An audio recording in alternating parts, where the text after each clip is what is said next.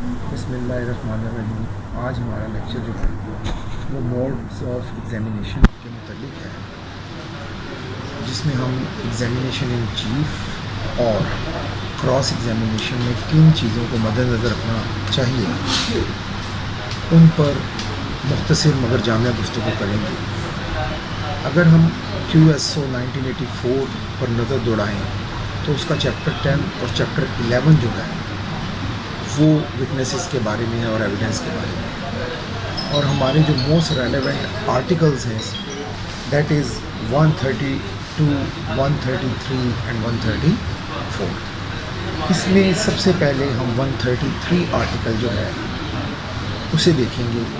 133 जो आर्टिकल है वो है ऑर्डर ऑफ एग्जामिनेशन, यानी एक अदालत में जब कोई केस चल रहा होता है तो वो जब एविडेंस की स्टेज पर आता है, शहादत की स्टेज पर आता है, तो किस तरीके से वो शहादत करवाई जाएगी उसे ऑर्डर ऑफ एग्जामिनेशन कहते हैं।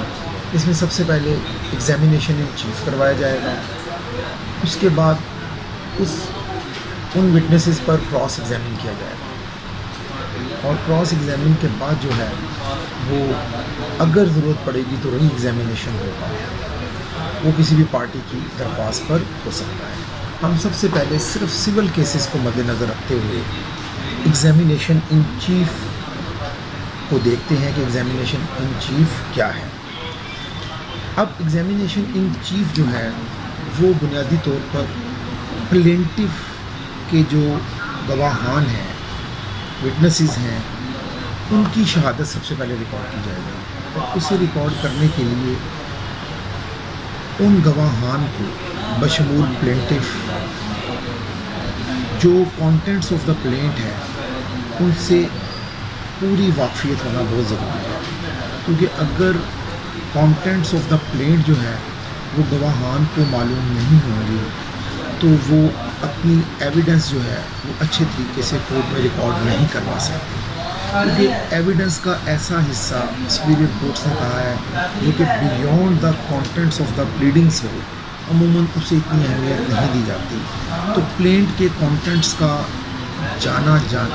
की नॉलेज होना विटनेस के लिए बहुत ज़्यादा ज़रूरी है, ये बहुत एक अहम चीज़ है। उसके अलावा कानूनी शहादत जो है वो हमें कुछ असूल प्रोवाइड करता है कि जो एग्ज़ामिनेशन इन चीफ है वो कैसे किया जाएगा। तो उसके आर्टिकल 132 में सब सेक्शन जो सब आर्टिकल 1 है वो कहता है कि एग्ज़ामिनेशन इन चीफ उस पार्टी के गवाहान का होता है जो गवाहान को खुद बुलाती है, यानी अगर मुद्दई के गवाहान हैं तो मुद्दई जब उनको बुलाता है और उनकी एविडेंस को अदालत में रिकॉर्ड करवाता है तो उसे एग्ज़ामिनेशन इन चीफ कहेंगे for the witnesses of plaintiff. और इसी तरीके से जब डिफेंडेंट अपने विटनेस बुलाएगा और उन्हें रिकॉर्ड करवाएगा वो एग्ज़ामिनेशन इन चीफ होगा डिफेंडेंट के विटनेसेस का। तो पहली बात तो ये है कि जो पार्टी अपने गवाहान को बुलाती है उनका बयान रिकॉर्ड करना एग्ज़ामिनेशन इन चीफ है। अब उसके बाद अगर आर्टिकल 132 को देखा जाए तो उसके सब आर्टिकल 2 में क्रॉस एग्जामिनेशन का जिक्र किया गया कि जो पार्टी गवाहान को बुलाए वो जो स्टेटमेंट लिखवाएगी एग्जामिनेशन में चीफ है, लेकिन मुखालिफ पार्टी जब उसके ऊपर सवालात करेगी, जिरा करेगी और उसके एग्जामिनेशन में चीफ को अच्छे तरीके से जांचेगी तो वो क्रॉस एग्जामिनेशन कहलाएगा। और क्रॉस एग्जामिनेशन के बाद अगर सब्सिक्वेंट किसी पार्टी ने गवाह से कोई सवाल करना हो तो वो री एग्जामिनेशन कहलाता है। आर्टिकल जो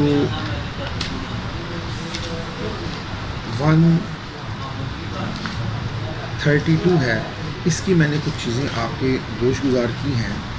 इसी तरीके से एक और अहम बात यह है कि जब भी आप एग्ज़ामिनेशन इन चीफ करवा रहे होते हैं तो क्या आप उसमें किस किस्म के सवाल पूछ सकते हैं? क्या लीडिंग क्वेश्चन उसमें पूछे जा सकते हैं, डिस्क्रिप्टिव क्वेश्चन उसमें पूछे जाएंगे, किस किस्म के सवालात पूछे जाएंगे।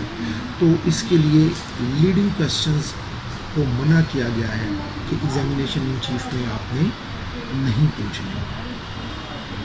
अगर पूछनी है तो with the permission of court आप पूछ सकते हैं।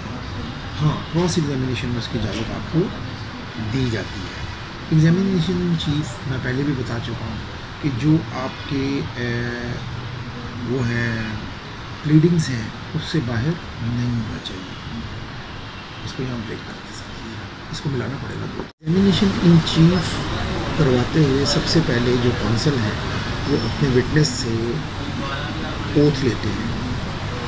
उनसे कहा जाता है कि वो जो कुछ कहेंगे सच कहेंगे, अदालत से कोई बात नहीं छुपाएंगे। अगर वो झूठ बोलें या अदालत से कोई बात छुपाएंगे तो अल्लाह उनसे नाराज़ होगा। ये ओथ जो है ये सबसे पहले लिया जाएगा और फिर डिस्क्रिप्टिव वे में जो गवाह है वो पूरी कहानी बताएगा।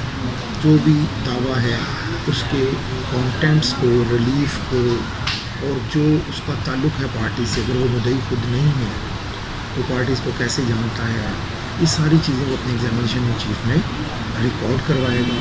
और उसके बाद जो है अगर उससे रेलेवेंट कोई डॉक्यूमेंट है तो वो डॉक्यूमेंट्स भी पेश करेगा। जी, इसमें यह है कि अगर मुद्दई अपनी एविडेंस रिकॉर्ड करवा रहा है एग्जामिनेशन इन चीफ तो जितने भी डॉक्यूमेंट जिस पर वो रिलाई कर रहा है और जो उसके पास एज अ प्राइमरी और सेकेंडरी एविडेंस मौजूद है, यानी ओरिजिनल है या फोटो कॉपीज़ हैं, तो उसको मस्ट उसको कोर्ट में एग्जिबिट कराना है अपनी स्टेटमेंट। उसको एग्जिबिट भी करवाएगा और अगर वो फोटो कॉपीज़ हैं तो उसको मार्क करवाएगा। क्योंकि अगर वो ऐसा नहीं करेगा तो हायर कोर्ट जो है वो ऐसी एविडेंस को थोड़ा डाउटफुल तस्वुर करती है और काउंसिल के बयान में अगर ऐसे डॉक्यूमेंट्स को रिकॉर्ड करवाया जाए तो उसकी कोई इतनी कानूनी अहमियत नहीं है। ड्यूरिंग जो है एग्जामिनेशन इन चीफ जो है वो डिस्क्रिप्टिव क्वेश्चंस का सिलसिला जारी रहता है और इस तरीके से ये एविडेंस मुकम्मल होती है।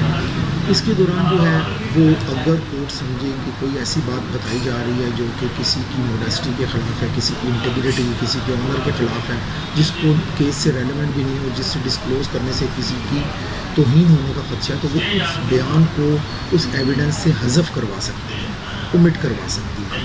इसी तरह कोर्ट के पास ये इख्तियार है कि वो ऑब्जेक्शन रेज़ कर सकती है कि आप एविडेंस में ये बातें मत बोलें जो कि रेलेवेंट फैक्ट्स ना हो या फैक्टिंग इशू से मुतल्लिक ना हो। तो ये सारी बातों का ख्याल रखना होता है काउंसिल को जब वो एविडेंस करवा रहा हो। प्लेंट के कंटेंट्स बड़े ज़रूरी हैं। उसके अलावा जो रिटन स्टेटमेंट आई है उसका must be familiar with that written statement. और इन दोनों से भी ज़्यादा अहम है इशूज़, जो इशूज़ कोर्ट ने फ्रेम कर दिए हैं उन इशूज़ के मुतल्लिक आपने के लिहाज से आपने अपनी एविडेंस मुकम्मल करवानी है। क्योंकि कुछ इश्यूज़ ऐसे हैं जिसमें ऑनर्स ऑफ प्रूफ प्लेंटिव पर है, उस कुछ में ऑनर्स ऑफ प्रूफ जो है वो डिफेंडेंट पर है और कुछ में दोनों पर हो सकते हैं।